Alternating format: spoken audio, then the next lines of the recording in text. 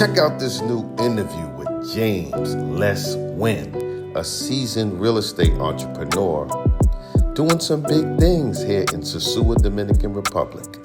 Hope you enjoy.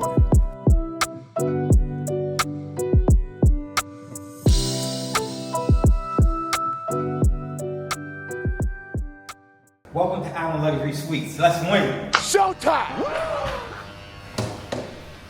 What's up, world? It's your boss, Internationalzoe. I'm here in the Sosua, Dominican Republic, Puerto Plata. I'm with James Les Wynn. I've been watching this brother for a little while. You know, he's been on YouTube for a little bit. He stopped for a little while. See, he come back, going a little viral. He's doing this thing out here with the real estate, Airbnbs, and now he just bought a building. Congratulations, brother. I appreciate that. But let's let people know where you from. Brooklyn. Okay. I'm from Brooklyn. Well, before I start, I just want to give you your flowers. Appreciate it. I appreciate how you move. You one of my favorite YouTubers, Thank right? you.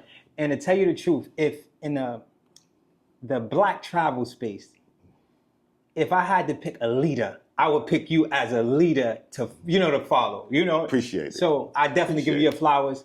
Well spoken. You do it with so much poise and swag that you know what I'm saying. You remind me of Big Brother. Remind me of Big Brother, right? I'm big unk status now. You know what I'm saying? I'm 45. I know a lot of people think I'm young. Yeah. But Same thing with me. They think I'm younger. Yeah, they think I'm younger than what I am. But That's that good black juice. yeah. Okay, so where you from, brother? I'm from Brooklyn, New York, born and raised.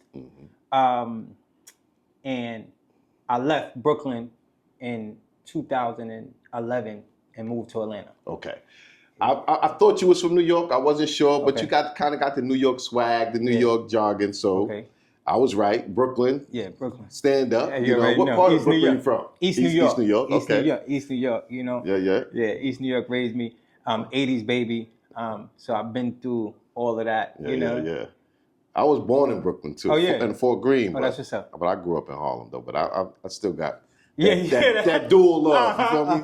You feel me? Okay, so grew up in New York, and then you was how old when you moved to Atlanta? 29. 29. Well, so you pretty much still carried that with you to Atlanta. Oh yeah, I carried it. Yeah, definitely. How was it like, and what inspired you or moved you from New York to Atlanta, and what was the differences? Because it was a point in time when Atlanta was like a big move for a lot of New Yorkers. Yeah. A lot of New Yorkers went down. Is that why it feels like Atlanta guys don't like New Yorkers or something? Because too many of us go down there and infiltrate Atlanta. Yeah, I don't know. Because Atlanta dudes be throwing shade at New York. They do. You know what I'm saying? They do. But I can't say anything bad about Atlanta because Atlanta been good to me. Right. But the reason why I left, I was working at Costco. I worked at Costco for 15 years, right? My mother passed away of cancer, and I wanted to change. So I went to my boss at Costco, and I told him, listen, I'm trying to move out of the state. He said, where do you want to go? And he printed out a list for me.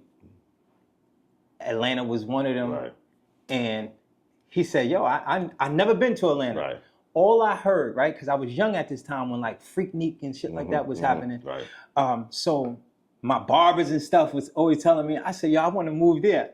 He said, the only thing, if you go to Atlanta, you have to stay for at least 1 year. That ain't too bad. Yeah, he said, you have to stay for the year. If you want to come back, you come back and have to keep your job. But you have to stay for a year. So I went there, I fell in love.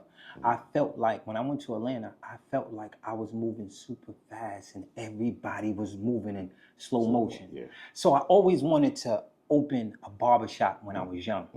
I went to Atlanta and I opened a barbershop. Okay. You know? Well, here don't cut. was big. Don't cut here. Yeah. Here, I was going down to Atlanta a lot every year because I'm in the barber industry. Yeah. My shop's at Levels in New York City. And I would go down to the Bronner Brothers show twice a year. The show was twice a year. That's it. Yeah. So I did classes, took classes, vendor. I was a vendor. Okay. You know what I'm saying? I did some education. So Atlanta was popping. Yeah. For sure. And a lot of New Yorkers went down there and were happy, per se. You know what I'm saying? This was like, what, early 90s when you went? When I went? Yeah. No. I went. Barack Obama just was. Okay, it's 2000. Yeah. I forget. I'll get times mixed up. I'm a little older. Barack Obama just came into office. Okay. He just came into office. Okay. Yeah. So everybody was feeling real happy to be black at that time. Yeah. Yeah. We knew Atlanta was a chocolate city. They Yeah. called it one of the chocolate cities. There's a lot of black business down there. So interesting, we have that in common. How did that go? And why? You say you always wanted to open up a barbershop. You know, why? What fascinations you had with the barbershop? So my best friend, my childhood best friend, his mother opened a barbershop, and we chilled in the barbershop all day, all night, right? In East New York, Brooklyn. So I always wanted to open my own shop, but I don't cut hair. And one day I was at a resort. I was at a resort in Mexico, and I meet this older couple, and I'm talking to the husband and wife, and I said, I always wanted to. She said she owned a salon. Okay. I said I always wanted to open a barbershop. She said, okay, cool. That I'm gonna follow you on social media. You better open that shop when you get back to Atlanta. And I just started looking into it. Right. So it was like a deer. Yes. I opened the shop in Forest Park, NY Style Barbershop, and it was a lot of challenges. Right. It was a lot of challenges. And I made it very beautiful, gave the hood, when my grand opening, gave the hood, free haircuts, everybody out, did it big. That's what I right? did. Called my cousin out from the Bronx that cut hair and said, yo, listen, you don't have to put no money down. You don't have to do nothing. We're going to go partner. We're going to partner in this. Sweet deal. Told him, yo, all you got to do is just come down. Right. That's it. Right. The shop is. Right. So he said, yo, I'm out. He relocated his family there. And then in time, it was not really something that was big money for me. Right. So I told him, listen, buy me out and keep the barbershop. Right. And that's what he did. He brought me out and kept Okay. the barbershop and kept it running. But when you went down there, you were still working at Costco's, but you still opened that. Okay, so that was. Go ahead. I was working at Costco and I was doing real estate at the time as well. Okay. That's what I was wondering. So was that your first entrepreneurial thing, the barbershop? Real estate was. Okay, real estate. Okay. So I brought my first. So when I went to Atlanta, the market had crashed. Right. So it was properties for $9,000, $10,000. Wow. Right. I remember when people bought all them big homes and they was upside down. Yeah. I brought I had a movie theater in my house. Right. I had some guy's house like that. I had the best house in my family. I paid $150,000 for it. Yeah. I had a 250-inch screen on my wall. Yeah. Big pool in the back. It was crazy. People was upside down in Atlanta. It was crazy. Boy. It was crazy. I lived, and that's why it's like COVID and stuff like that. Right. When people was, I just could imagine, right? Nothing against the P's, nothing against the projects, but I could just imagine at COVID and everything shut down and you stuck in a project, and I got this big ass house. Right. With a pool in the back, and we enjoying us. Like, okay, we calm. Right. So come on down. Yeah. So we was okay at that time. Okay. But that was my first investment was 3 condos. I purchased 3 condos, very, very cheap. Right. Before I purchased the condos, I talked to my family and friends, and I say, yo, I'm thinking about buying this. There's some cheap property, and I'm buying it. And everybody was like, no way. Don't ever do that. Don't ever. You're going to buy some property, the people is going to damage it, and they're going to do that, and it's a scam. Yeah. And they were telling me all this shit. And I was like, you don't own nothing. It's funny how people's mind state be totally just different from yours. When you have the entrepreneur spirit, people are always afraid for you. And you like, what? Like, yo. Yeah. I get it. So they was like, nah, I'm telling you, don't spend your money on that. And I was like, yeah, you know what? These places are cheap. I'm buying a few of them. That's right. I'm buying a few of them. That's right. And thank God I did, because I'm here. It started my real estate journey. It started that real estate journey. Now, after I bought the first 3 properties, then after 3 years, shot up again. Yeah. Sold 2, 150 each, right? Now I bought a house. Right. So now I'm up. Now I'm working at Costco, right? Making $55,000 a year. But now I got real estate. That's right. Right. Good now, money. now my real estate is making more than my job. Right. Right. Right. It's making more than my job. So this shit, I was like, okay, the $55,000 a year I was making at Costco, at one point it just became spending money. Right. It just became spending money. I didn't have to. It was I was buying. No lie, sneakers and hats. I had a budget of $700 per month, maybe for 8 years. When my oldest daughter, moved out the house, I turned her entire room into a closet. Yeah. So, and this is what come to the point. Not to get off the topic, but right. I realized what was important to me at that time, right? I was making this money, and I realized after I started making a certain amount of money, my happiness didn't go up. Like, I wasn't more happy, right? So I said, okay, now I'm making money. Just put me in position to buy more shit, unnecessary shit that don't make me happy. Right. So I figured out what made me happy, and what made me happy is time. So I said, let me stop working, right? So I retired from work. So time right now is my most important thing in my life. No doubt. I want to wake up when I want. I want to do what I want. If I want to go to another country for 2 months, I can do it. Right? I have that time. When I tell people I came to Dominican Republic and I was retired, is because I'm not adding to my portfolio of properties at the time. Right. At the time, I had 6 properties. Residual incomes was coming in. I'm not adding to nothing. I'm just sitting back and collecting money every month. Right. That's it. And just live. That's what I'm living off of. You know? Yeah, I call it semi-retired. yeah. So yes, I have to make a make a phone sure call, stuff work. Make a phone call every once in a while. But that. you have to think about this. I'm living in a different country. Right? I'm living in a different country. Yeah. And everything is on autopilot. Yeah. I'm not doing nothing. I have systems in place where everything is good. So I do understand. Yeah. So that was my that was my how Atlanta treated me.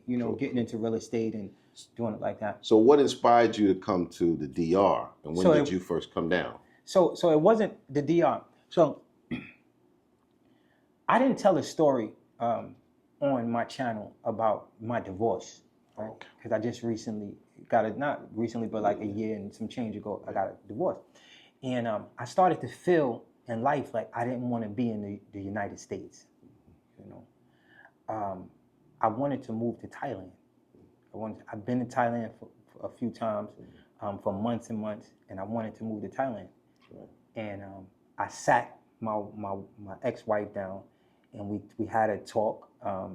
I'm not getting into too many details, but we had a talk, and I said, I want to leave.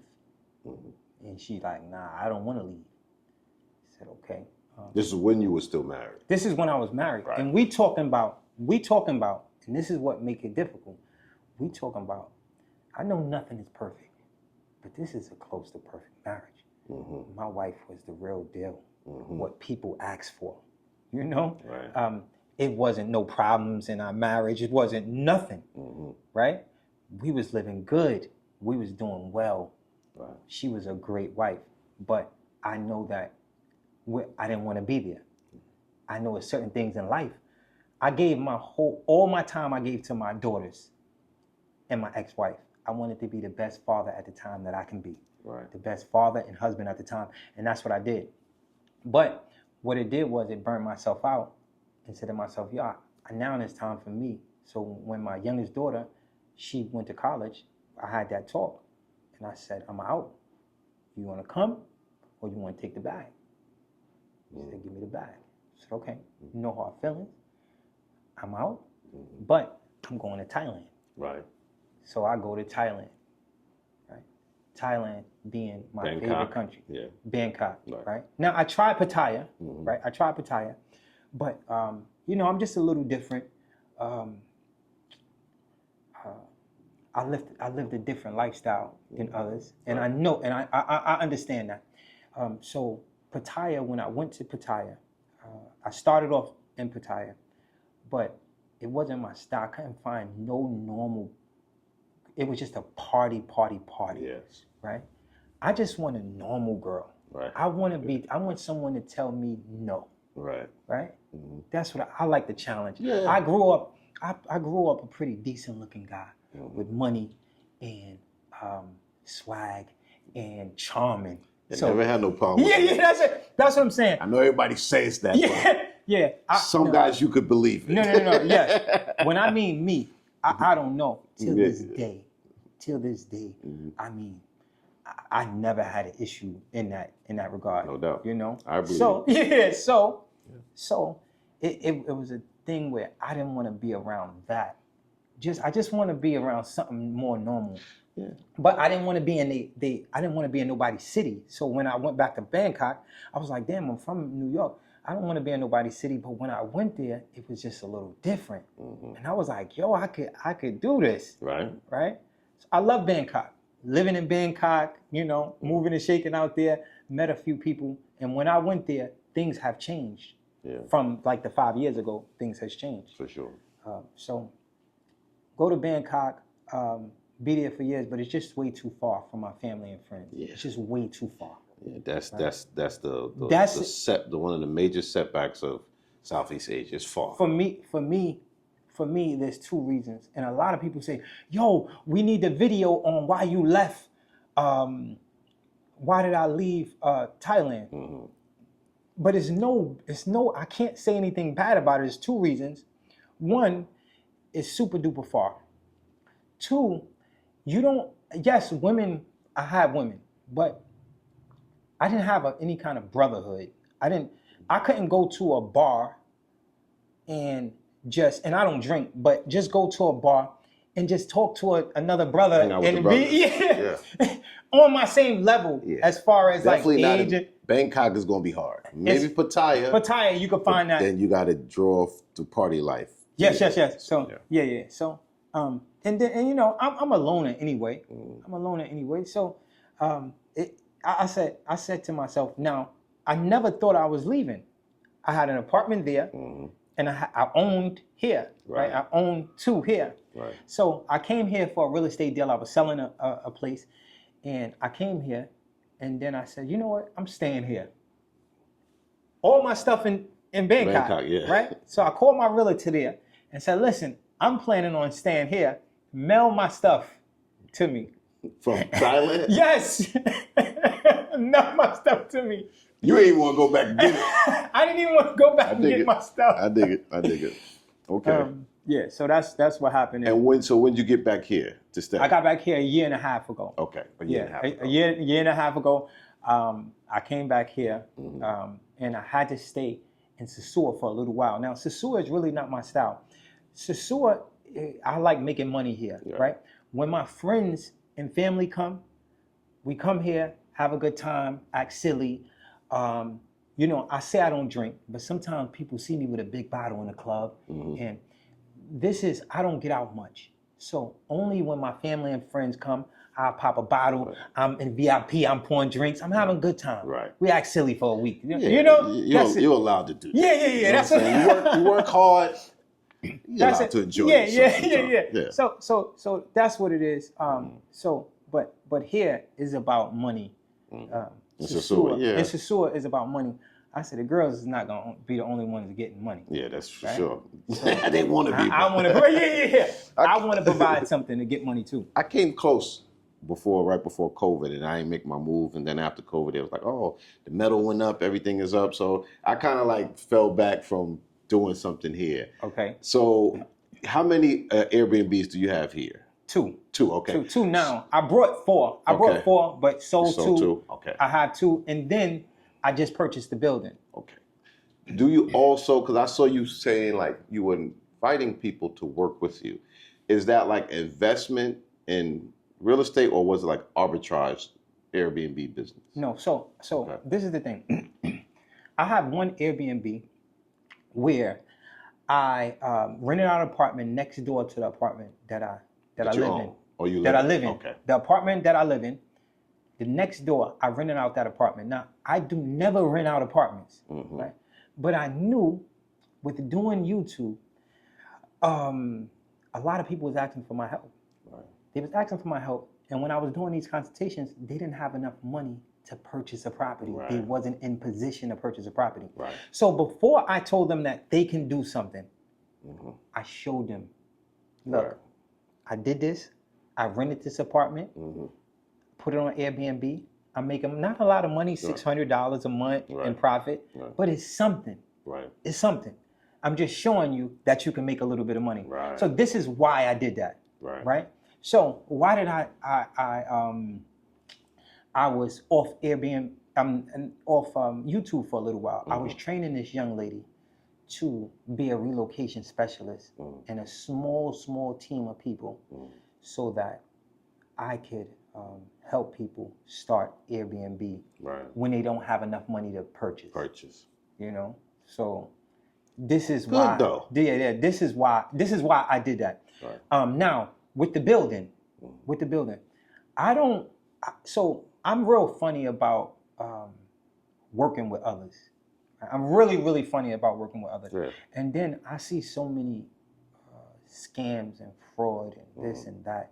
So I want nobody gonna DJ envy me and say, "Oh, James did this and James took his money." Listen, look, my name is clean. I want you to find the person that said I did them dirty in business. Right. Never in life. Right. Take a lifetime to build a good name and just a minute to F it up. Yeah. So it's really serious, right? Dig it. But with this building, I talked to my partner about, pulling some people in, and he's like, no. He's still like, no. But he agreed to say, yo, we could sell 3 units. It's going to be a lot of units. It's a big place.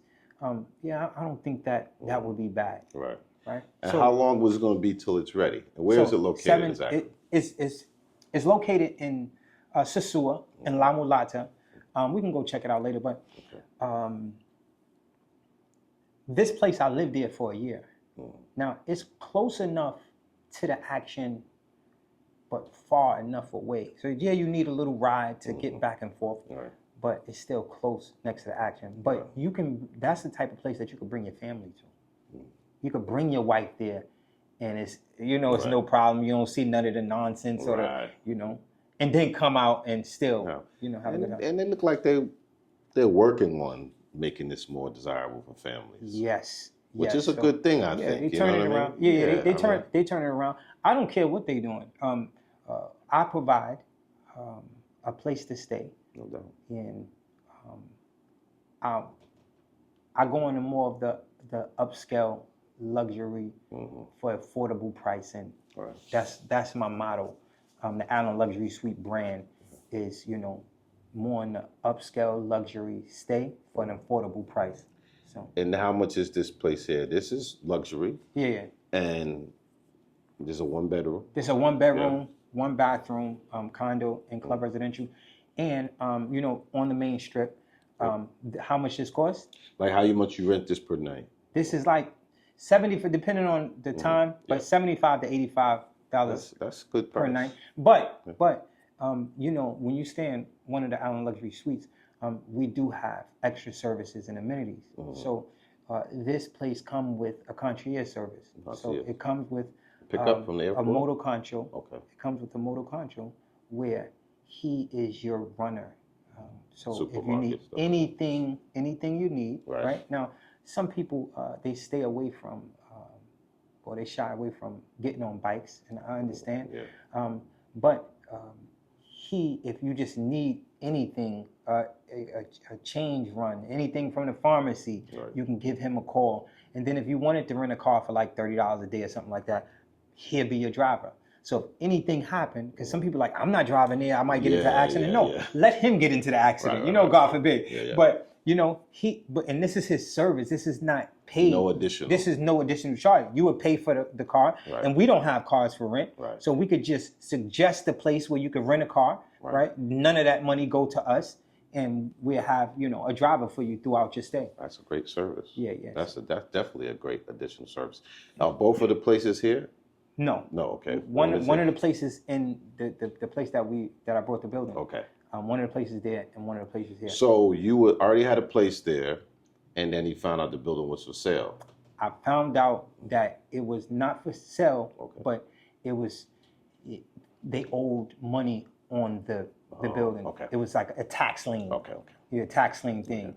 So in the papers they had, you know, listed it, this building, you know, if you have the cash, then you snatch it up. Yeah. So that's a fortunate opportunity. But you was when preparation meets opportunity, that's when you have your luck. That's it. That's what they say. And that's it. This right here, I swear, I got it for a steal. When I mean a steal, I mean a steal. I can't lose. Right. If I can't lose, if I tried to lose. Yeah. That's how good it was. So, I feel good about it. I believe in the property up there, and I'm just gonna have a few units in there. And it's gonna be under the Allen Luxury Suite brand, and we're gonna make sure that they're beautiful. And what I do is, before I purchased it, you know, I saw my competition in the area, and I said to myself, okay, who is my competition, and what price point are they at? So I went to my competition, and I saw that it was at $115 per night. This is a unit that looks similar to the style that I would have. Right. No other units that was $75 per night look like that. Right? No other unit. So I said, okay, so I'm cornering that market. Right. Affordable luxury. Yeah. And before you rent, well, until I'm booked, my place is booked, or anything under the Allen Luxury Suite brand is booked. After we're booked, and then everybody else could eat. That's how we see it. Yeah. They come to us first. Right. You know, and when we're not available, okay, then you could go off to the other places. So that's good. You know, that's how do people find your place? Do you have a website along with the have Airbnb listing? So I do have a website. Okay. It's DR, like Dominican Republic, dr.jamesletswin.com, right? If you scroll to the bottom, it's all my properties. But then, so in Atlanta, when I started, in Georgia, when I started my first Airbnb, I became the #1 Airbnb in the entire state of Georgia. Really? Yeah. Wow. So I made the papers and stuff like that. Nice. So it's huge, right? We talking about, I was up against mansions and people with long money. Right. Right? But my unit was #1. And this is in the papers. This is still in the papers. The article is out. Why do you think your place was #1? What did you do? My hospitality. So it's certain things that I did that people didn't understand how he did that, how his prices were so low, why he did what. So sometimes in my unit, I would have a bottle of white Hennessy for my guests. And he say, wait, I paid $65 a night for this unit. Right. How did he do this? Right. So I did it. This is how I did it. So that month, someone booked for 8 days. They canceled their stay, and Airbnb paid me. Right? They paid me $400 and something. Right. I took $70 out of that.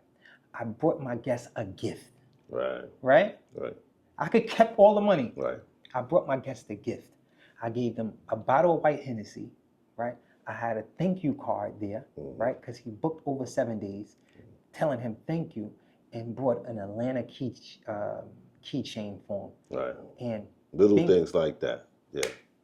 And trust me, I've been staying in Airbnbs all over the world. Yeah. And the people who, it could be small things. And which always confuses me when people have Airbnbs and they're so petty about things. You know, like it could go so far. Like one place I used to stay, I love her, in Brazil. Okay. Always. She'll have 2 waters, 2 beers, a loaf of bread, a pack of cheese, chocolate. clients. Wow. Every time. That's dope. You know what I'm saying? That's me. That's dope. Oh, every time. So if you come in late and you look in the refrigerator, you got something. Yeah, you know what I'm saying? Which happens sometimes. Yes, you want to come in and take a shower.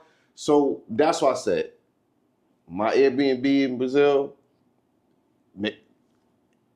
go places, they don't got a blow dryer. They ain't got an iron. They ain't got an iron board. You know what I'm saying? They ain't got no soap. That's crazy. They ain't got extra toilet paper. They ain't got extra towels. Man, I hate that. Yeah, no, and this is the service. This is the service. That's what I mean. Yeah. The hospitality that we provide. Right. You have someone on call, right? And we don't miss. We don't miss. We're gonna make sure that things is right for you. I like going above and beyond for my guests. I take this serious. If you look at my units at the outside, that's when you see it. My name is James Allen. It's Allen Luxury Suites. You see that? Right. It's my name. Yeah, I feel you. Yeah, you got to put your name on it. Yeah, it's my name. I feel you. And this is, you know me, I'm very busy running around. Yeah. But I paid attention. I've watched you be out here for a while. You have a few spots, you make little videos. So I was like, brother's doing this thing. You know what I'm saying? I appreciate it. I definitely, you don't always get a chance to meet somebody and tell them that, you know what I'm saying, you watching what they doing and you like what they doing. Yeah. But yeah, I always had that, watching you from far away. I said, let me see where he gonna go. Yeah. You know what I'm saying? Let me see where he going. And I didn't know the backstory about Atlanta and all that stuff. Okay. And now that you bought the building, like you really, now everybody got to pay attention now. Yeah. It's not a game. Yeah. And that's what I'm saying. I'm here. I've been doing this for a while, right? A lot of things that I've been doing, helping people, charity work. This, I know it haven't been online, right? But if you go to like my Facebook page or my Instagram page and you scroll down from years back, you'll see me and my family, my girls, for Thanksgiving, giving away $100, $200, $300, picking 5 different people, up to $500 you can win. Just send me your name. We're gonna do a little fun raffle. Right. This is out of my pocket. Right. Remember, I'm doing real estate and I'm working at Costco. Right. So it's just in my heart to just help people. That's just me. I get it. I dig it. I tell people all the time, I got my 2 or 3, because I travel around the world, I meet people around the world, I meet a lot of people who are in different circumstances, and it's always, whether it's my family or people I met around the world, that I'm always giving something to. And I'm it's not a Western Union poppy thing, because it doesn't even have to be a girl. It's sometimes guys that I met in other countries. It could be a taxi driver or something like that, who I stay in contact with, who I'm good with, and they be fall on some hard times. And I feel look at my life and the opportunities that and I'll be like, I gotta give back. That's cool. You know what I'm saying? That's cool. I gotta give back. That's where blessings come from. Yeah, for sure. For sure. For sure. So, we could do more later. You know what I'm saying? If the place is not finished yet, so all right. So the place is not finished. Okay. It's not even start. We doing the permits right now, which is good. So we'll go by there and maybe I'll show a little bit, but then we'll come back. We'll follow up once it's done. You know what I'm saying, and then we'll get that back. So in 7 to 9 months. 7 to 9 months. We have a time frame of 7 to 9 months, and it will have my stamp on it.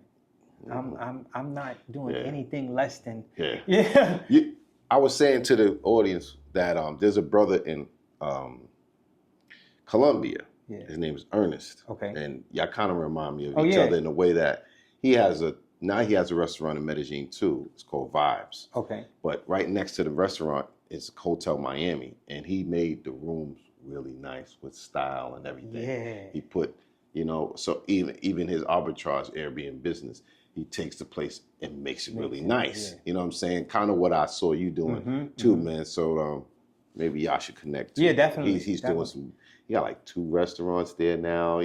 He's doing his thing too. The only thing with me, right? So I don't want to act like I'm like this real estate guru or anything like that. Yes, I own a few properties, but I don't desire to do more work. Right. I don't desire, like a lot of people come, I have this opportunity and this and that, and I I try to help as much as possible, but I'm getting into doing more work. Now, my partner came to me. I ain't speak to my partner in a while. Mm-hmm. And he came to me. He was like, yo, we ain't talk in a while. Let's do something big. I was like, big sound like work. Right. It sound like a lot of work. And you value your time. Yeah. Yeah. So I went into this project with him. Like, do I really want to do this? Do I want to build this? Do I want to do this? And he said, nah, we need to do this. Mm-hmm. And now I'm here. I don't want to do anything else. Right. To tell you the truth, I want my time. Yeah. And even right now, I'm gonna have to deal with it because I'm here, I'm living here. So I'm gonna have to deal with everybody. And yes, I could take little weekend trips and little few days trips, but I have to stay on a back. No doubt. So I'm stuck here for 7 to 9 months. I'm definitely stuck here, and I gotta see this project through. Right. You know, so all right. That's it. But I'm always willing to help. I'm always willing to. Okay, would you say investing in Sosua is still a good investment, or did they miss the best window of opportunity? So no, they haven't, right? But the market always go up and down, right? And the smartest people get in when the market is low, right? Yes, I got in when the market is low. I'm going to tell you a secret of what I do, and everybody a secret of what I do to when I'm looking for places. So I don't look for any place that look pretty inside, is nice inside. I don't care about the inside of how something looks, right? I only care about the location and how the grounds are kept. Right. That's the most important thing. Labor is very cheap here. The labor is cheap. I can make anything pretty inside, right? But when a community is well kept, well manicured, they taking the HOA dollars and really using them for what they're supposed to be using them for. So just like this property, before I purchased here, I saw people cutting the trees and painting, and I saw them work every single day in the morning. I saw them working and blowing the leaves and sweeping and cleaning. I said, this is the type of place that I want to be in. Right. So what I would say is find a place, buy in low as far as the unit itself. Don't try to buy the prettiest unit. Buy something that's wrecked inside. Yeah. Make it like that. So now if you find something that's wrecked inside, because they're gonna sell low because it's wrecked, now you can get something for 75. And if you put 30 in it, I'm talking that's basically what you do. Yeah, I know. You put 30 in it, it's boom. I know. You in there. So that's what I suggest. So and then Sosua is changing and growing, right? Puerto Plata is changing and growing. So I would never knock the real estate here. But with the building I brought in very, very low. Right. And look, I can't lose. That's a big upside. I can't lose if I want right now. If I wanted to just build my apartment in there and just live, that's it. Good. I'm winning. You up? So that's what it is. Great. All right, brother. All right. It's a pleasure. Yo, it's a pleasure. I thank you. I thank you. I know the people going to thank you for giving up good information and telling your story. I think it's very inspirational. And it puts a good eye on Sosua. Yeah, and then let me just say this, right? I take pride on how I carry myself. Right. I'm not the fun police. I don't care who's throwing money in the club or having a good time, or they call them the weekend warriors. Come have your good time. Spend as much money as you want. I'm just letting y'all know. I am representing us well. Right. I'm telling you that, right? No, I'm not perfect. Right. No, I'm not perfect. I make my mistake. I have my own flaws. But for the most part, I carry myself very, very well. Yes. I take, pride in that. No doubt. So. And y'all should too. All right, peace, brother. All right, let's win. All right. Are you not entertained? Are you not entertained?